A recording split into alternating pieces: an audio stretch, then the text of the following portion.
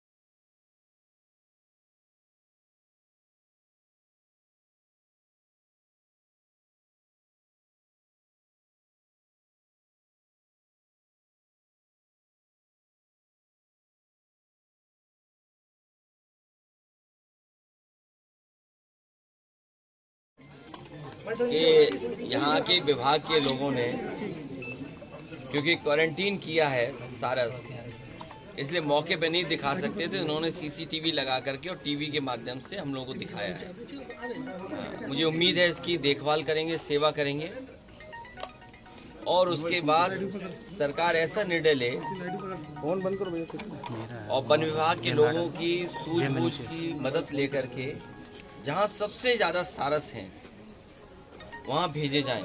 मुझे याद है समाजवादी सरकार में सारस के लिए संरक्षण केंद्र बनाने के लिए पैसा दिया गया था, बजट की तैयारी की गई थी और इटावा में लाइन सफारी के आसपास या समान या सरसई नावर, लाग बहुसी इनके किनारे कहीं सारस का संरक्षण केंद्र बन जाए। और इसलिए ज़रूरी था क्योंकि उस इलाके में इटावा, मैनपुरी, फिरोजाबाद, कानपुर देहात, रायबरेली, इधर सारस की संख्या बहुत है। सारस की संख्या जहाँ बहुत है वहीं सारस हमारा स्टेट बर्ड भी है। मैं सबसे ज़्यादा धन्यवाद और बधाई आरिफ को दूंगा कि जब सारस घायल हुआ, चोट लगी उसके पैर में, उड़ नहीं पा रहा था, उस समय सबसे ज़्यादा सेवा करना, उसका इलाज कराना, मदद करना, ये आरिफ ने किया। और क्योंकि आज के समय पर हर चीज़ लोग अपने सोशल मीडिया के माध्यम से अच्छी चीज़ को दूसरे तक पहुंचाना चाहते हैं, तो हो सकता है आरिफ से ये गलती हुई हो कि वीडियो बना करके और उसकी कुछ रिकॉर्डिंग कर करके लोग जाने कि देखिए एक पक्षी और एक इंसान के बीच में कैसे रिश्ता डेवलप हो सकता है। कम से कम वन विभाग के और जानकार लोगों को जो एक्सपर्ट हैं बर्ड्स में, उनको इस पर स्टडी करनी चाहिए थी कि आरिफ की काबिलियत और आरिफ की सूझबूझ ने एक सारस को अपना मित्र बना लिया और मित्र बना करके उसके साथ रहने लगा। सारस को उन्होंने कैद नहीं किया, सारस के उन्होंने आज़ादी नहीं छीनी, लेकिन सरकार सारस की आज़ादी छीनी। उसको उठा करके लेकर के पहले रायबरेली में बंद कर दिया, जब खुला छोड़ा तो वो अपने आप उड़ गया। मैं उन गांव के लोगों का भी धन्यवाद दूंगा जिन्होंने कुत्तों से बचाया और जानवरों से बचाया और रात भर सेवा की, दूध पिलाया, पानी पिलाया, उसके बाद वापस वन विभाग को दे दिया।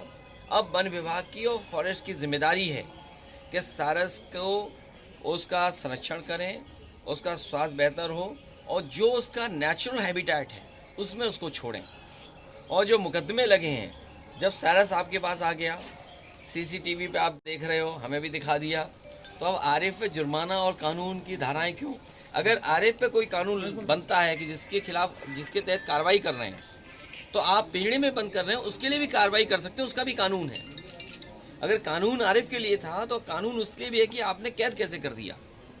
तो इसलिए कानून अगर ये कहता है तो कानून को पालन होना चाहिए। आपने हालात देखे? मुझे तो जानकारी मिली और सीसीटीवी के माध्यम से देखा। मैं धन्यवाद देता हूँ, कम से कम उन्होंने सीसीटीवी के माध्यम से दिखाया और क्वारंटीन होने के बाद हम कहेंगे कि हम लोगों को पास से दिखाएं। सर, राहुल गांधी डिस्क्वालीफाई, आपको जब पता चला तो आप मिलने गए, उसके बाद ही दोनों को जुदा कर दिया जाए, क्या कहेंगे? ये कमाल की सरकार है, मैं जिससे मिलने जाता हूँ उस पर कार्रवाई हो जाती है।